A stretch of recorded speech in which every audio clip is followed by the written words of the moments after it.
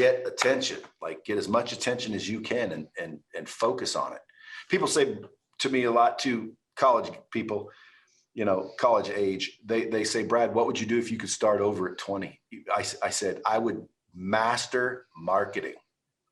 Yeah. Like when you can drive leads and get attention, which is marketing to me, drive leads and interest, that's attention. If you master marketing, you're guaranteed to make 7 figures plus. Like big companies will pay you 7 figures to drive leads their way. But when you have the ability to grab attention, get leads, get interest digitally, especially, you've got that ability, that skill, you can drive it towards selling freaking coffee mugs with a word on it and end up becoming the #1 coffee mug dealer in the world. Get attention. Welcome to episode 108 of the Mikhaila Peterson podcast. Today's guest always says, if it's not a win-win, it's not a deal. But having him here is a win for me and for you guys. I'm pleased to welcome my guest, Brad Lea. He is a serious entrepreneur. He founded LightSpeed VT, which is a company known for its interactive web-based courses and training that I think I might try out. They're pretty cool. He shared his perspectives on the skills needed that lead to an entrepreneur's success. He explained the significance of social media and improving sales skills. He's quite a salesman. When to fire someone, when to hire someone, how to like yourself, how to balance family and careers. There's a lot in here. He's the host of Dropping Bombs podcast that has super fun interviews. If you enjoyed this, please remember to subscribe.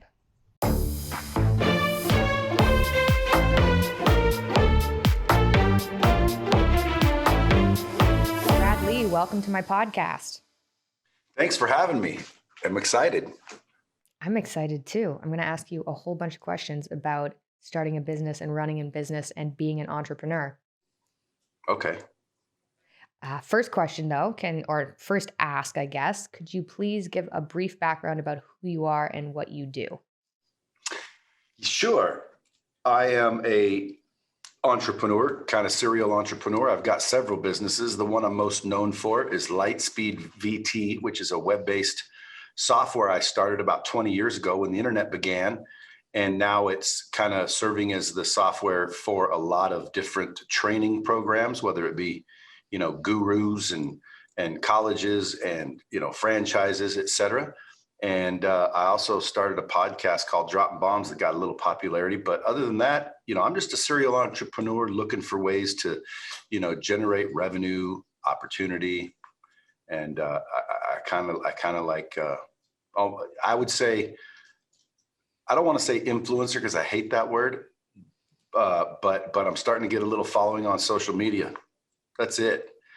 Author. I've finished my book finally. So now I'm an author too. Oh, wow. Congratulations. What's the book called? It's called The Hard Way. Lessons I've learned the hard way, so you don't have to. Oh, nice. Okay. Well, maybe I'll ask you a little bit about that too. I'm definitely going to ask you a little bit about that too. I've been wondering what the hell is Mikhaila going to ask me?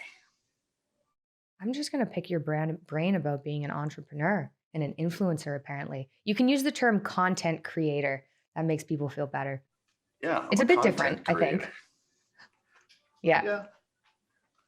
I wrote that down. I'm going to start using it. Sounds better. Again, your intellect is impressive. Continue.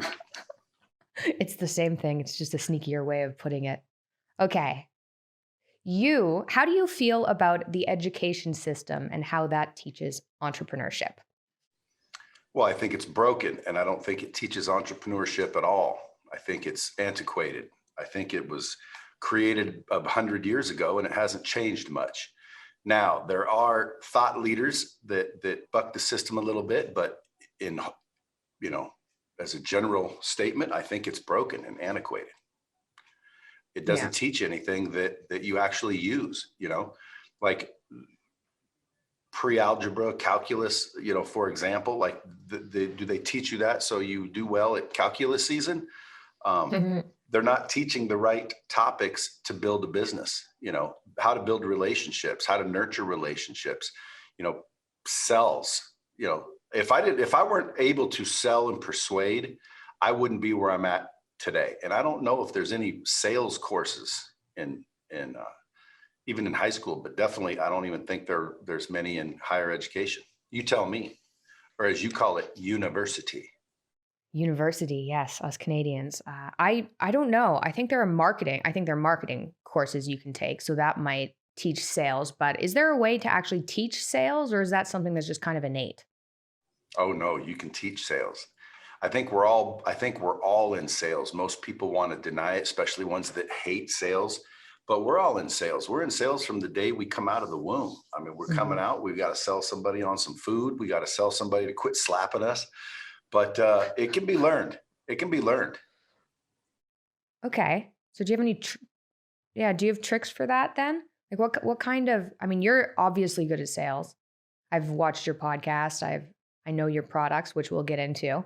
But do you have tips for how to improve your sales skills? Well, I mean, believe it or not, when I teach people how to sell, I teach them not to sell because I think nowadays sales is more about building relationships than it is, trying to convince you to do something.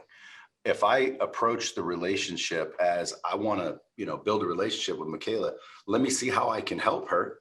And I start to Mm. ask questions and I'm listening intently, that's just a conversation. But knowing the right questions to ask, depending on what I'm selling or the product or service that I represent, would then tell me what questions to ask you so you could give me the answers that I need to build value in this product or service based on you. So it's really not that difficult. Once someone understands that it's kind of like, mixed martial arts fighting, you get into the ring with a black belt, you're going to get your ass kicked. But if you study and learn the moves and practice the moves and know that there are moves and techniques, pretty soon you're in there with the best of them. It's a learned skill for sure. Okay, that makes sense. So part of it is building trust in a relationship, right? 100%. Okay, that makes sense. So you talked about college education a bit. Do you think college education is a good way to judge who you're hiring? How do you hire people? What do you look for? I personally, have a lot of people that work for me that have degrees. I dropped out of high school, believe it or not. Well, very believable, isn't it? But in the 11th grade, I dropped out of high school, thought I was going to be a movie star, ran off to LA, never went back. But I hire a lot of people with degrees and they just happen to have degrees. I don't look for degrees unless I'm hiring somebody like a lawyer. So, in my opinion, I believe college or university is something everyone should aspire to do. Pick up the education while you're there, but it's more to build relationships. Like I'd go to college Mm. to meet my potential wife and my potential business partners and my lifelong friends. I wouldn't be going to get the education. Nowadays, with the internet the way it is, you can learn from people that have actually done it. Now, again, there's rare occasions like Jordan B. Peterson, but in the most part, a lot of these professors that are teaching are just teaching what they've learned out of a book or a textbook, which was written Yeah. by, and it just continues to go. So nowadays, I would go to college 100% to build relationships, build your network. Okay, that makes sense. But you can learn whatever you want online, like anything. They even have online university now. Some of the courses are free from some of the really impressive universities or colleges in the States. 100%. Harvard is coming out with an MBA fully online for not much money. Wow, that's cool. Okay, it's good to know. Okay, how have you managed to balance your career and your family life? I don't think there's such thing as balance. I just pay attention to the priorities, meaning, squeaky wheel gets the grease. I've went, 3 months where my business was the most important thing I had to deal with. Family life was fine.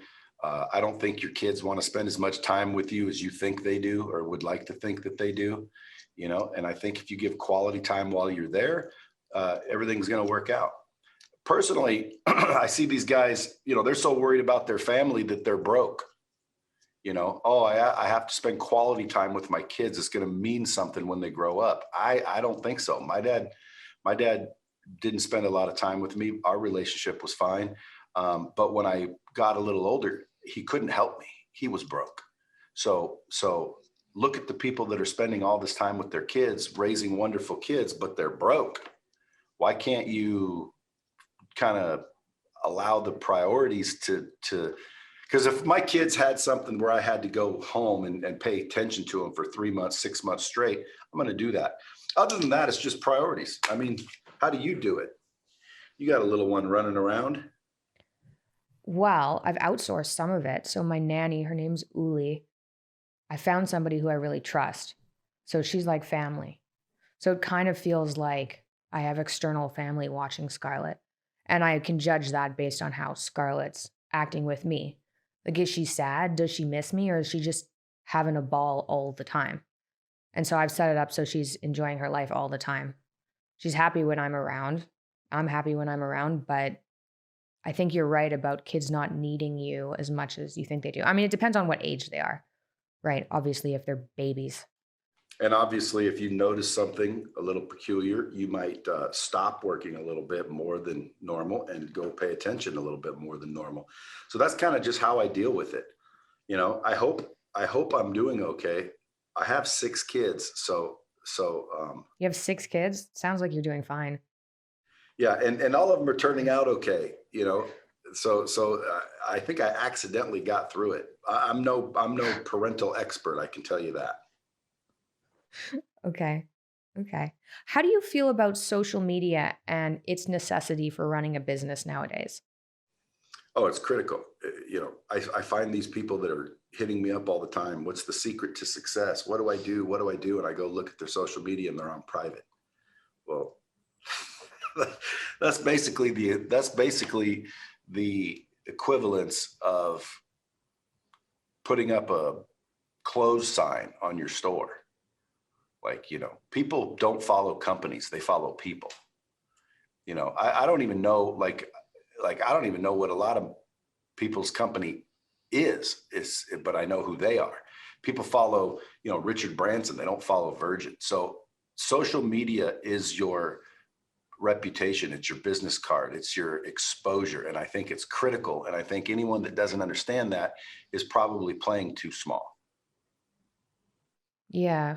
Or being a bit arrogant about social media. A lot of people are like, like the word influencer, right?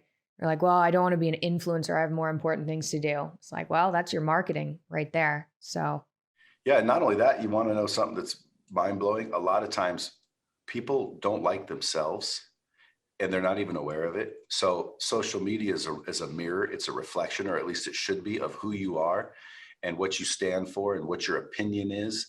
And a lot of times people run away from that because they don't know who they are and they don't know what their opinion is. They're basically just, you know, zombies and followers, and they just have no opinion. And when you take that away, you start to look underneath why? Well, I think it's because ultimately deep down, they don't really like themselves. And if I didn't really like myself, I wouldn't be on social media. I'd be like, private account, none of your business, stay away. I don't want you to find out that I'm, you know, not that smart, not that funny, you know, whatever it is they're trying to hide.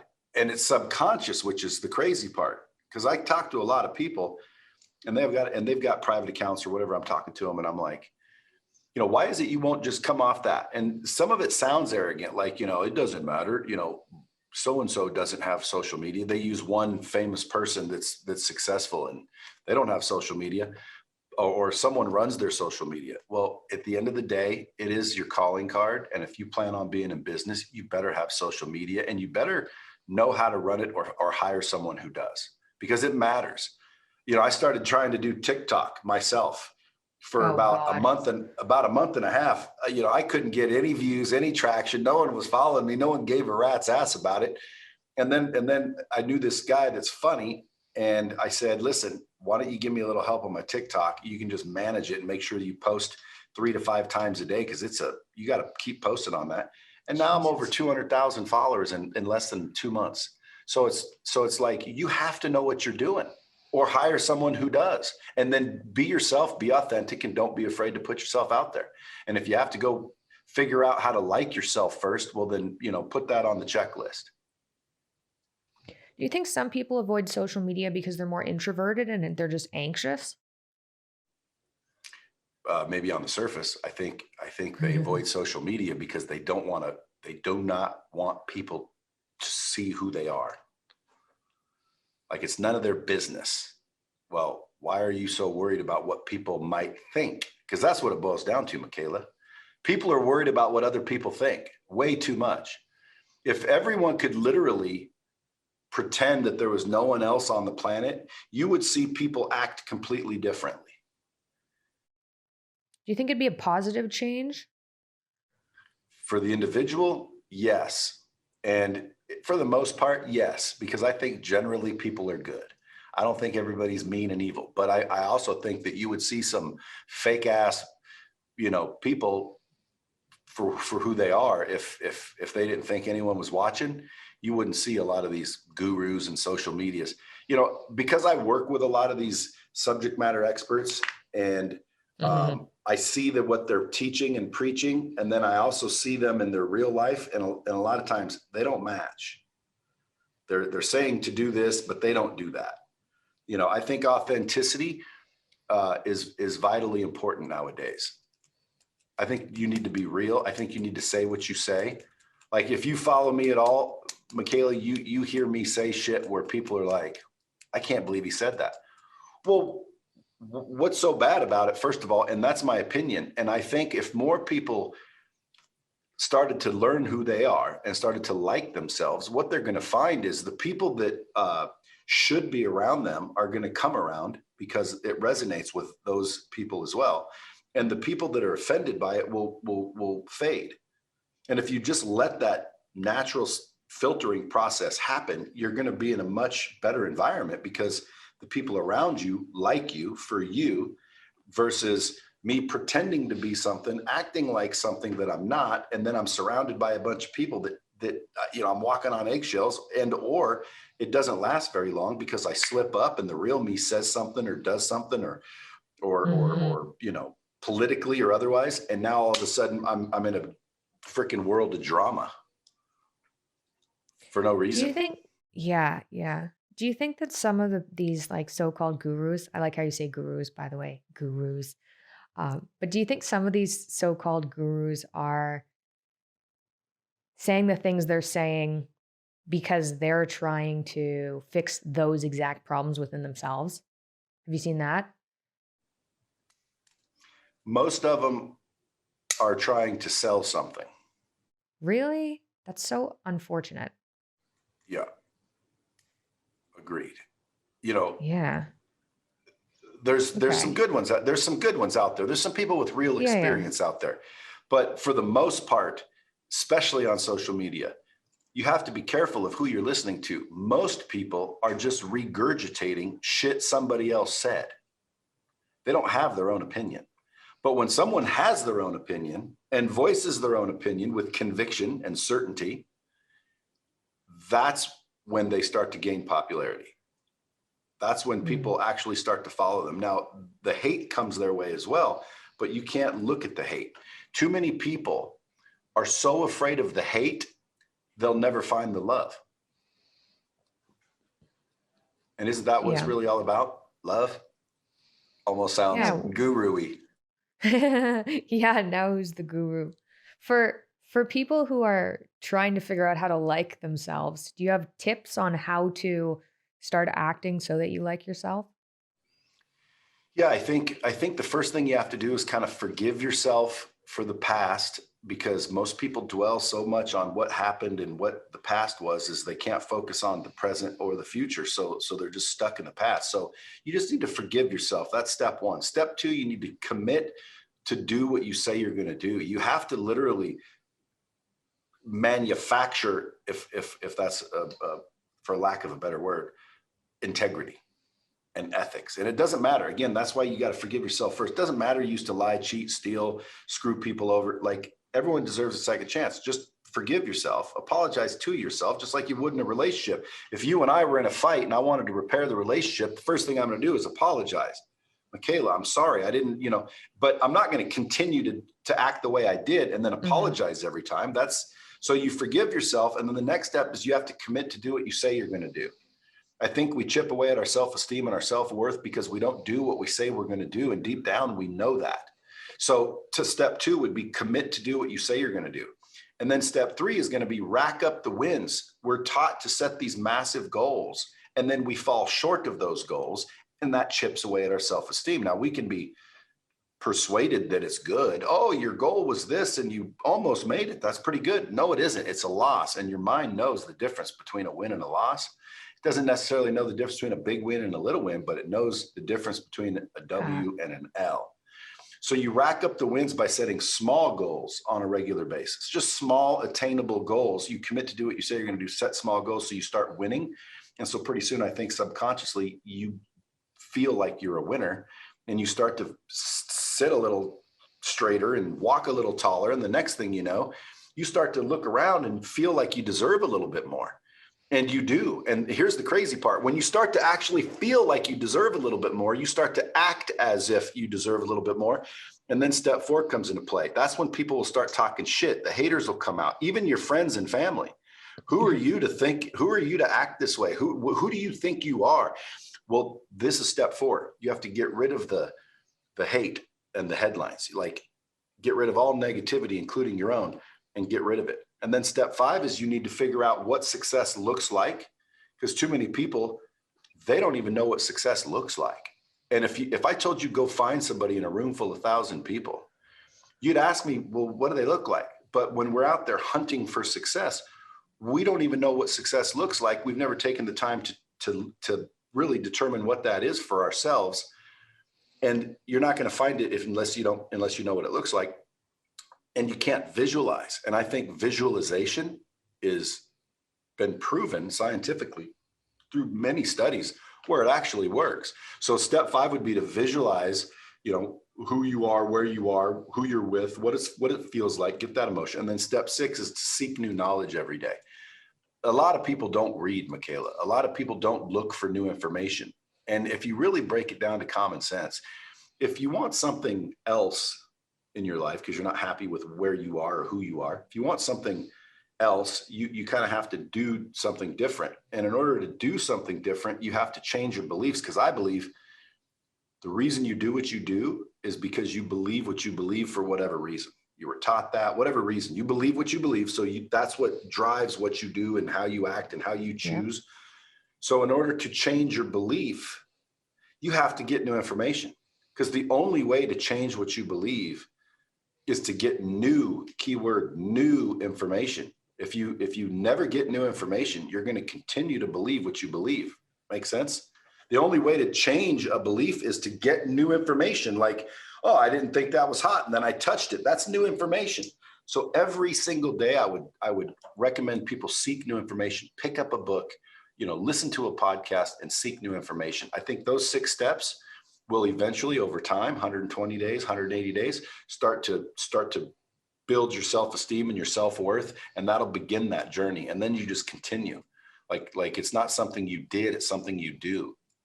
You become a better person, you become a better version of yourself every day. You outdo yourself. Don't worry about others. Worry about you. That'd be my tip. That was 6 very solid tips. I'm impressed. That was good. Well, that's what I did. I used to be a little more insecure. And by the way, insecure, when people say insecure, they think, oh, poor, intimidated. No, sometimes insecure comes out as arrogant, asshole, selfish, because they're trying to protect this little, scared bitch. So at the end of the day, I used to kind of be that way, where I'd put people down and make fun of people all the time because I technically didn't really believe in myself. So those are the 6 steps that I developed over a 2 or 3 year period, where I started to walk a little taller, and I'd get beat up. People would start talking shit, and I'd start listening to the shit. Well, that's step 4. You got to stop that. And pretty soon, over time, man, you're going to actually go, dude, you know what? I've got ethics. I'm a good person. I actually try to help people. You start to learn who you are, what you want. And literally you start to be able to, own that. And once you know yourself, you get this power, I think, that is hard to teach or hard to acquire. I think the only way you can acquire it is to get to know yourself 100% authentically, know yourself. I completely agree. Okay. What does your version of success look like? You mentioned people have a vague idea of what success looks like. So what do you think it looks like for you anyway? Freedom, the ability to go where I want, with whom I want, however I want, and the ability to give in abundance and not sacrifice myself. In other words, Okay. I like nice shit. I don't want to give so much that I don't have anything. I don't want to be Gandhi. Okay. I want to have enough to where I have anything I want, go where I want, with whom I want, and give in abundance. That's my idea of success. So like right now, if you had a cause, you were raising money for a special cause, I'd say, oh, Mikhaila, here, I'll donate 5 million. And you're like, no shit. Oh, absolutely. Like, I think that's my idea of success. Obviously, I need a cause. What am I doing?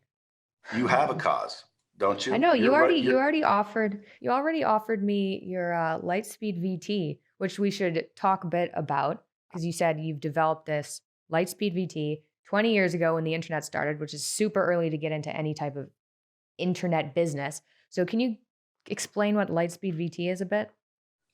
It's a web-based software that allows you to create interactive content or just any kind of content, but interactive if you're really trying to allow people to learn better. But it's a web-based software that allows you to create, deliver, track, and measure content. So if I needed to teach you how to answer my phones, or I need to teach you how to, do jujitsu, in order to learn, I found that there's 4 key ingredients to effectively teach somebody. It's good content. You have to have good content in the first place. If you teach someone to do it wrong, they'll do it wrong. So you have to have the right way to do it in the first place. Good content. Second is repetition. Most companies miss repetition. Most individuals miss repetition. So you need repetition. Look at school. They teach you, test you, teach you your ABCs. How many times were you told to say that? So you need good content, repetition, practice, which most people miss. And then you need accountability, which a lot of people miss. So with those 4 things, good content, repetition, practice, and accountability, only then can you effectively train somebody.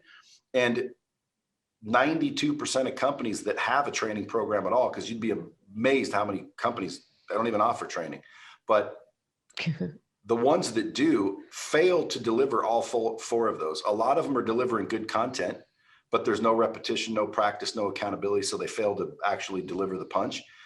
Sometimes, there's good content and repetition, but there's no practice and there's no accountability. So you need all 4 of those things. Well, when I realized this 20 years ago, I was out on the road doing it manually, and that's not scalable. And I knew I would be limited.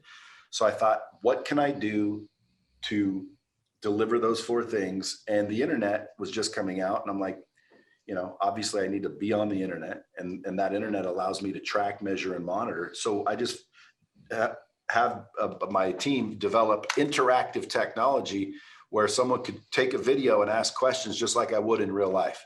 And based on those questions, I could respond appropriately. So whether it be, teaching you something or selling you something, so like I could give you a free course, ask some questions, find out, oh, she's interested completely in something I totally didn't even realize through this interactivity.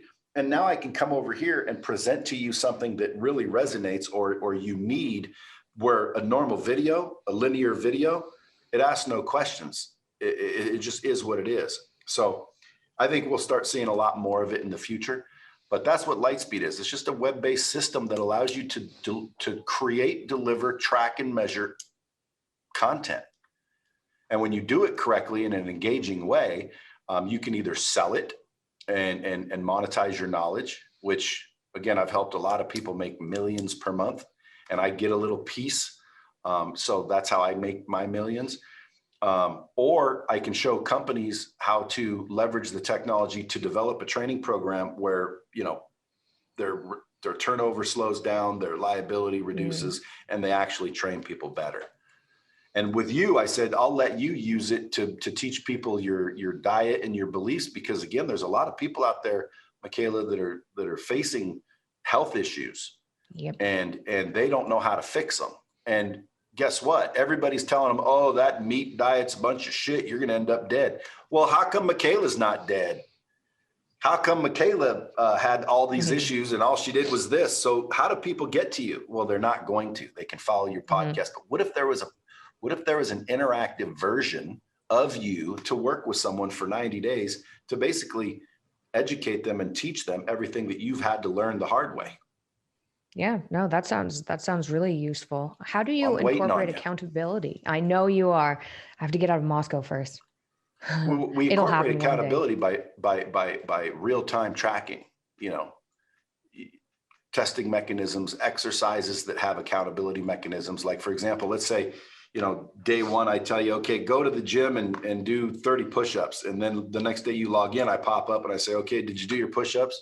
Now, if you hit yes, technically that's accountability. I'm not necessarily following you to the gym. However, I could plug into your iPhone and your Apple Watch and see if your heart rate went up. Nowadays, listen, I can do a lot of things for accountability, but at the end of the day, it depends on who you're teaching and what it's for. But, I can take your picture every 5 seconds, store it with the training session.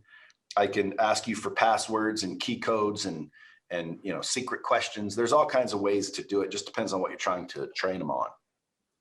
This episode is brought to you by Hover, a domain name vendor that is absolutely awesome for sponsoring me. So if you need a website, show them some love so they keep sponsoring me. Something that makes Hover special is they have a ton of options for different endings on domains. It has over 300 domain name extensions to choose from when building your brand online. You can end your website in .blog or .diet or whatever instead of the usual .com if you so choose. I use Hover for that reason. Adding a .something to your website can be a better idea than a full-on new .com. I personally own at least 8 domains, probably more. I've bought every iteration of Mikhaila Peterson that you guys can spell wrong. It's not your fault. My dad named me after Mikhail Gorbachev, and literally nobody knows how to spell that. I swear I cannot recommend buying domains from Hover enough. You'll always find excellent technical support available to answer any questions you have. Their support team doesn't upsell you. They have free WHOIS privacy protection, a clean user experience, and monthly sales on popular top-level domains. Check them out at hover.com/MP and get a 10% discount on all new purchases.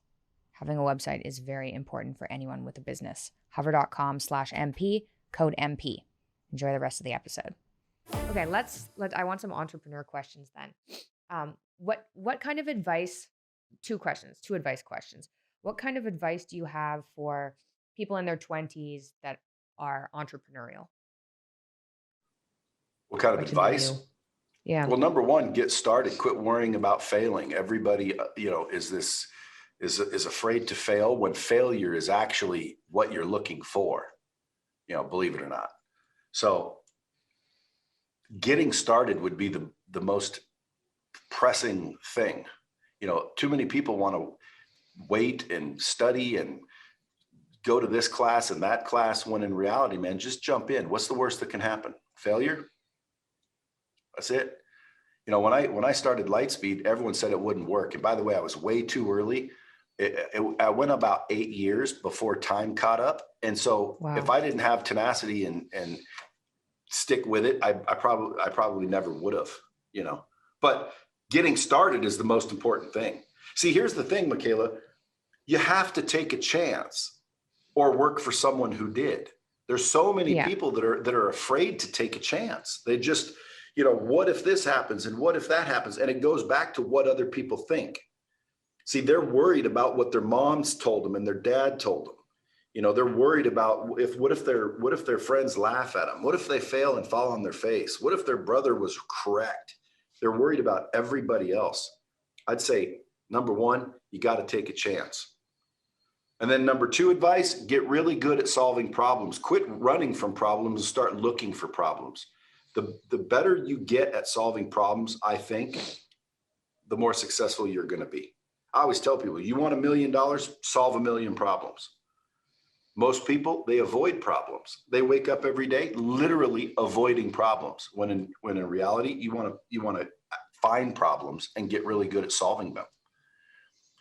And then you need to make adjustments. Like, too many people out there, they get laser focused. We're told, never give up, get laser focused. No, you should give up on a lot of shit.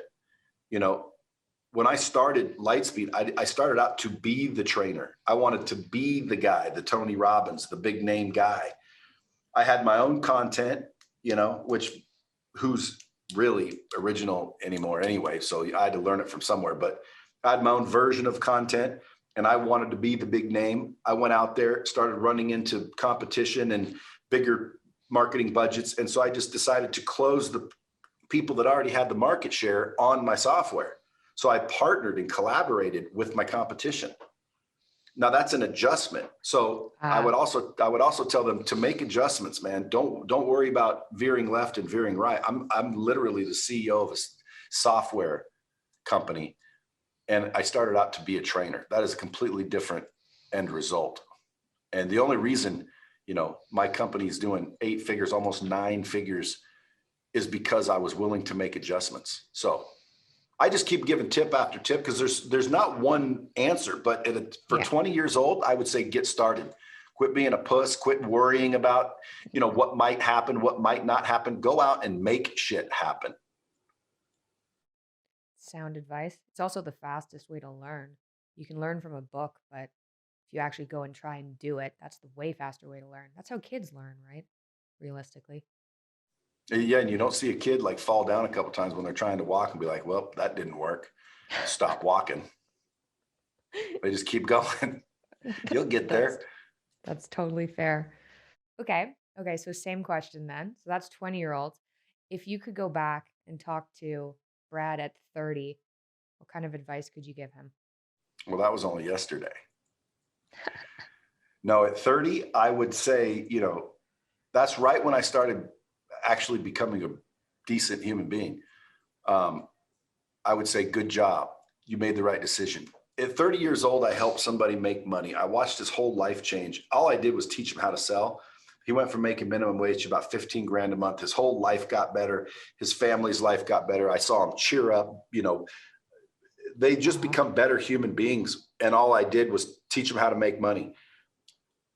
At that point in my life, I literally said, I want to do this for more people. And I literally didn't realize it at the time, but that's when I shifted from focusing on myself to focusing on helping other people. So at 30 years old, it's funny that you picked that age because that's when I did it. I would say, good job, you made the right choice. I've been talking to a number of I seem to mostly talk to men on my podcast for whatever reason. Well, I'm having not all men, but a lot of men. And seems to be something around the age of 30 that a lot of men, maybe people, experience that transforms them from focusing on kind of themselves and focusing outward or identifying where their flaws are and starting to work on them. I don't know what it is about 30, but it seems to be a special age. Maybe some sort of maturity. Women are more mature. I think men at 30 is like, you know, when a woman hits 20, you know. Oh my God, that's a horrifying thought. I was going to say 25. You think it's 20? Jesus. I know women are more mature, a little bit smarter, a little Develop bit faster. Yeah. Yeah, like this whole, and it's funny too because your dad's, I think, you know, fame came from that whole he she thing and that gender thing. I think women have the advantage in the world. I don't know why everyone, you know, wants to bitch about that whole thing because, like, to me, a woman has the advantage, I think, over men. They may not know it, but they do. Anyway, that's another subject. For developing faster. Definitely for developing faster. I'm not allowed to say this, but like if I had my You can say it on my podcast. This is a safe space. If I had my preference, you know, between a male and a female employee or anything, I would take, for business, I would take women. Really? Well, yeah. I mean, yes, they have the advantage. Like, you know, now if I was going to war, you know, with the weaponry of today, you know, men or women, I suppose, could do it, but I'd take men. Why? Well, because we're going to war. You know, but for business and persuasion and sales and and whatnot, I'd take a female in a heartbeat. That's interesting. Okay, I want to delve into that a little bit because I mean, I don't have as much experience with you, but I've worked with a lot of people, and I've worked with women and men, and I definitely prefer working with men. And I've thought that the reason for that is because if I get stressed out about something or get critical of their work, generally speaking, they don't get offended. And I found that if I work with women and I get critical of work, then they get more offended. But I'm not doing I guess I'm not doing sales. So maybe it's different for sales. I believe, and I was referring to more like when I say business, it basically boils down to sales. So yes, sales. Interesting. Because Okay. I think a great salesperson has empathy. I think women are more empathetic. I Mm, think a lot of times, they smell better, look better, um, which is again, it's an advantage. People that can be leveraged. So at the end of the day, I've got a lot of male counterparts that are fantastic, but I think women have a slight advantage in the world of business. Maybe not again for pay gap and all of the nonsense that I hear about. Maybe that's true, and I think it is true basically. But at the end of the day, when it comes to sales and persuasion, I think women have the advantage. I They just don't had use somebody it, on the but they have it. Yeah. Okay. Maybe yeah, I can see that. I had somebody on the podcast a few months ago who said that and hopefully I get this right, but some type of Asian woman is now out earning white males in the States, Maybe that's the just on political average. pressure that's been put on employers to pay women I more. w- I don't know if it's that or just some of the cultures that Asian people are brought up in is more focused on do your work, study for 6 hours a day, go to university, become a doctor or a business person. Don't go into humanities or you'll be an embarrassment. And then they just end up earning more because they're in businesses that actually make money rather than trying to be, I don't know, a writer. Not that, I'm not trying to be a writer, but or might be or that. yeah, maybe they're smarter. Personally Yep. though, like honestly, when it boils down to it, like, does someone really care? Like, if I'm paying, let's say, 100 grand for this position, I don't care if it's a male or a female, right? I Hmm. prefer I Hmm. prefer female in a business setting, but I don't care which one it is. If it's worth 100 grand to a man, it's worth 100 grand to a woman. Hmm. I don't look at, oh, it's worth 80 if it's a girl. It's worth 120 if it's a guy. Like, who thinks like that? I don't know. I think it also might accidentally happen. At least I've learned this from my dad too, because women are in general more agreeable, which might be why they could be more persuasive at sales too, because they're understanding and like you said, compassionate. Because they're more agreeable, they're less likely to bargain up front for a raise or more money. They'll just be like, "Yeah, okay, I'll take it." So that it's not capabilities, it's just they won't go there because they're more agreeable or more neurotic too. So more easily stressed. On average, not every woman is like that, obviously, but that could be part of it. I think any good businessman, though, yeah, isn't going to care. They just want to look at output, right? Is the person I'm hiring useful or not? And bottom line, Yeah. So you said when you started Lightspeed VT, you had 8 years where you were kind of too early for the market, which makes sense because people weren't really doing online courses until fairly recently. So, how did you manage to keep that business running for 8 years? sales and persuasion. I literally convinced people to do it. I sold people. Otherwise, I wouldn't be in business.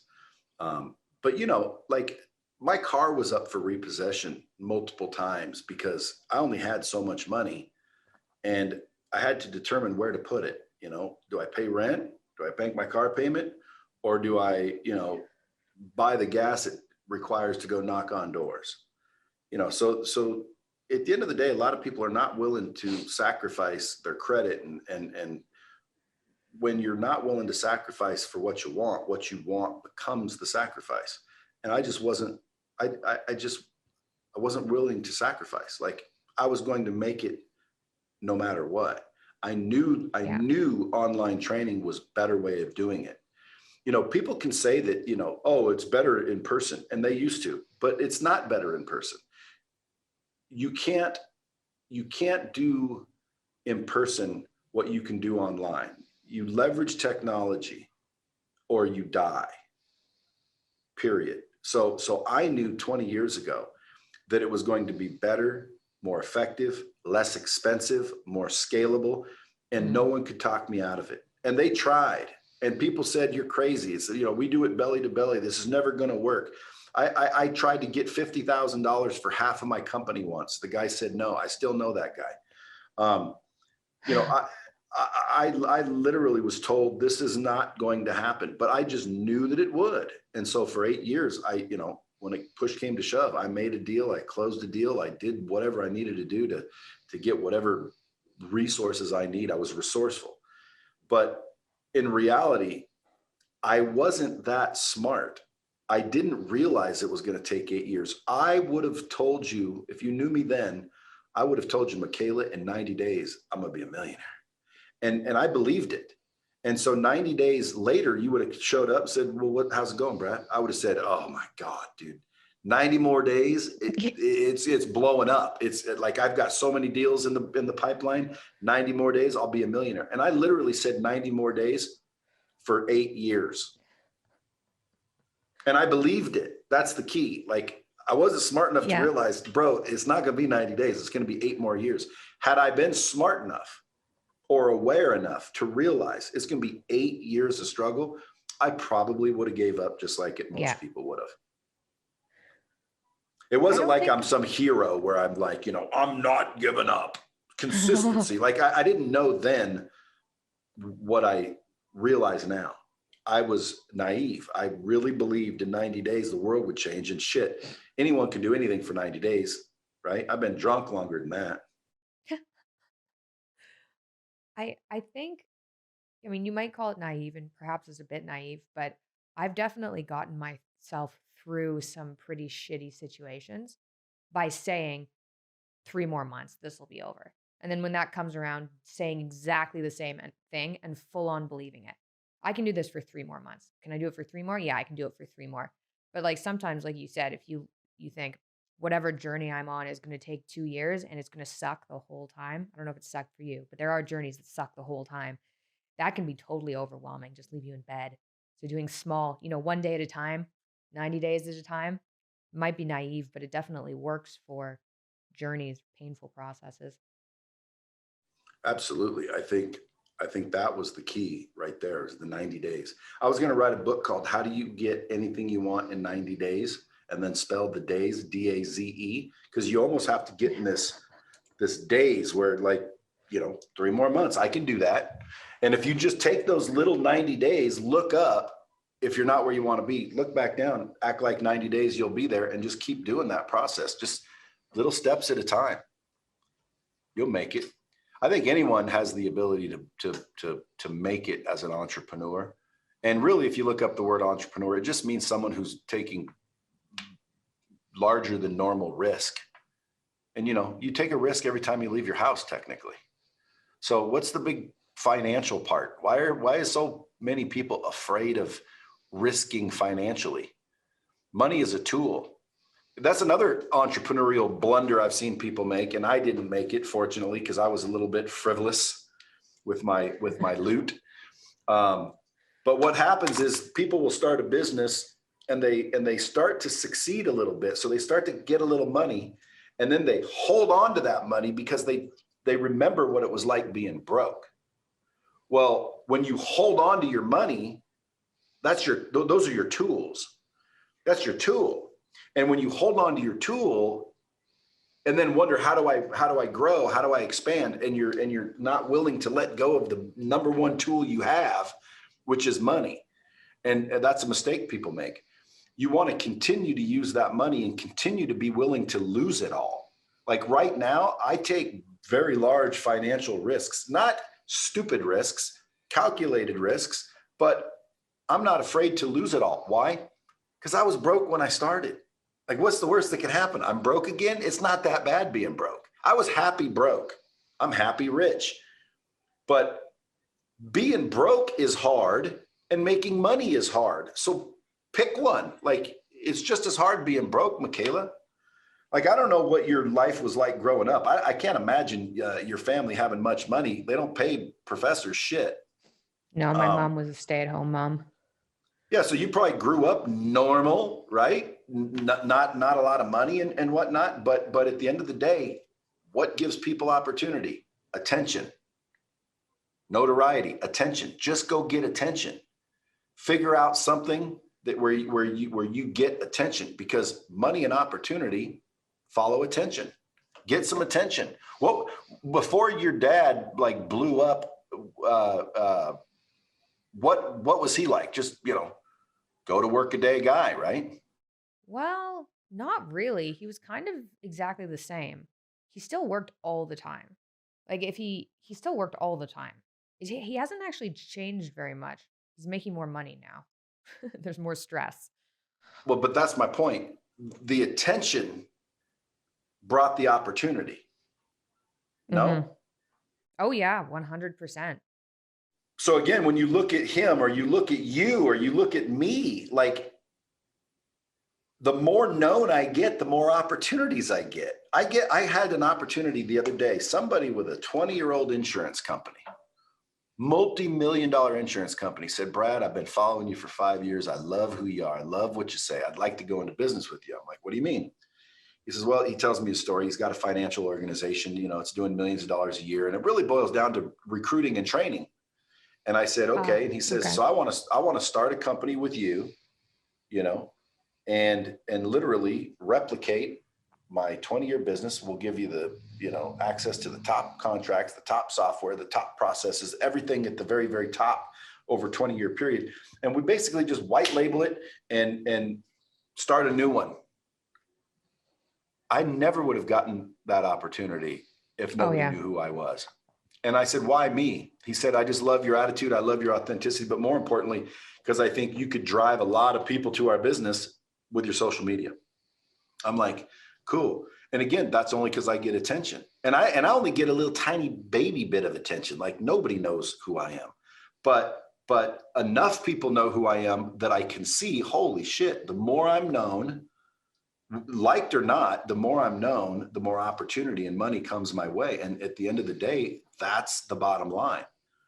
So if you're going to start a business, figure out how to get attention and don't fly under the radar and don't keep your mouth shut. Get attention, like get as much attention as you can and focus on it. People say to me a lot, to college people, college age, they say, Brad, what would you do if you could start over at 20? I said, I would master marketing. Yeah. Like when you can drive leads and get attention, which is marketing to me, drive leads and interest, that's attention. If you master marketing, you're guaranteed to make 7 figures plus. Like people, big companies will pay you 7 figures to drive leads their way. But when you have the ability to grab attention, get leads, get interest digitally, especially, you've got that ability, that skill, you can drive it towards selling freaking coffee mugs with a word on it and end up becoming the #1 coffee mug dealer in the world. Get attention. Get attention. Yeah, wow, you're full of tips. Okay, last question I have for you then. If you're somebody who gets a whole bunch of opportunity, how do you decide which ones to take and which ones to say no to? That's a great question. And I think you develop that over time and you do your best, but I think it's intuition. Yeah. I think you ask some questions and you make a decision and you trust your gut and you trust your intuition. And that's really the bottom line, at least for me. I mean, there may be some scientific, intelligent way of saying that, but I listen to opportunities and I make a decision, and usually I've made good ones and sometimes I've made bad ones. There was a guy that came to me one time. All he wanted to use is one of my offices, young kid. Now, see, again, you tell me, but his product was called Bum Fights, where literally he would go film bums, homeless, fighting and doing stupid shit. Now, I thought to myself, you know, because everybody likes to see fights. Well, he's out there filming bums fighting, and he called it Bum Fights. And I'm like, dude, that's pretty good. What's your marketing plan? He said, I'm going to send a tape to Howard Stern. And I said, cool, but what's your marketing plan? And he said, that's what I'm going to do. And I said, well, that's stupid as hell. I knew it would be interesting, and I knew people would like watching fights, but I thought it was stupid. And he wanted to give me 10% of his company just to let him use an office, which was empty. And I said no. And Bum Fights went on to become really popular and really famous. But then, Mikhaila, they got arrested because they were giving them alcohol and drugs and money to fight and do dumb shit. And apparently that's against the law. So they got in trouble. Now, I don't know if I would have let them use my office and I would have owned 10%, that I would have been looped into that shit. But maybe, because I wasn't involved at all. But then again, I think to myself, financially, that was a bad decision. It went big. You know, the guy got 20, 30, 40 million dollars bought out from this other company to buy the property rights. And that would have been 10% mine for letting him use my office. I said no, but then later they got in a lot of legal trouble. So did I make a good decision or a bad decision? I feel like that's a reasonable decision. I can see where you're coming from, though. Did Howard Stern pick it up? They sent a tape to Howard Stern. He picked it up and it went freaking hog wild. It's unbelievable that actually worked. That was his marketing plan.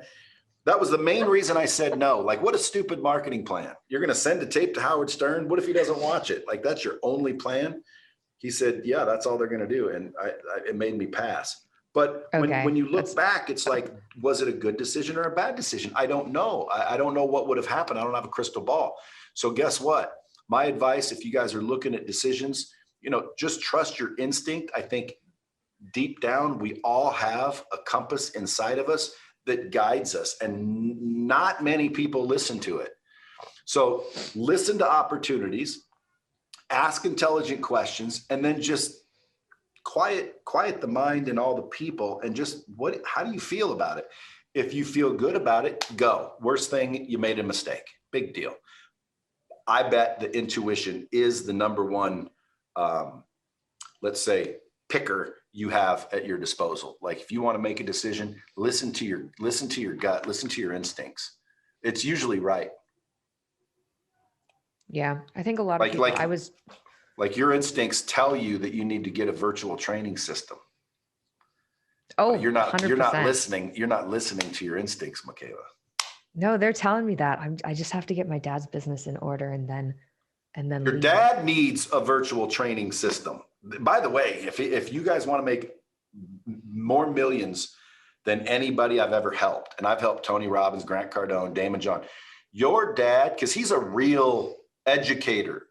Mm-hmm. Like, he's not a fake guru. Like, people need to know his shit. If he had the system, there would be businesses and individuals and universities and all these different people, and I could help you so easily. You'd make zillions of dollars with his as well. So again, you want to get his business in order, get him a VT system. All I want is just a little piece for my niece, a little fraction of the action. I'll do the rest. But hey, whenever you're ready, I'm here. I'm going to be ready at some point. I most certainly am. I just need to get some things organized. Well, I'm never going to say it's too late before we can take on projects. I like the idea. Take your time. Obviously, I've been on your podcast. We've talked. I do like the idea. I think it's really smart. Well, everybody loves you. So thanks for being on my podcast. Thank you for having me on. Thank you for coming on mine. Where can people find you if they want to find you on social media? Where should they go? My favorite platform is Instagram. So on Instagram, if you're DMing me, it's me and I'm talking. The other ones I post there, but I don't really comment. I don't really pay attention to the comments. So I would say Instagram if you really want to get a hold of me. Other than that, just, bradlee.com, and it's LEA. Most people say, is that Leah? I say only if you drink Tia, but Don't think it's Lee, it's LEA, bradlee.com. That'll tell you what I'm up to and how to find me everywhere, or just Google me. Okay. Thank you very much for coming on. That was fun. That was very informative. My pleasure. My pleasure.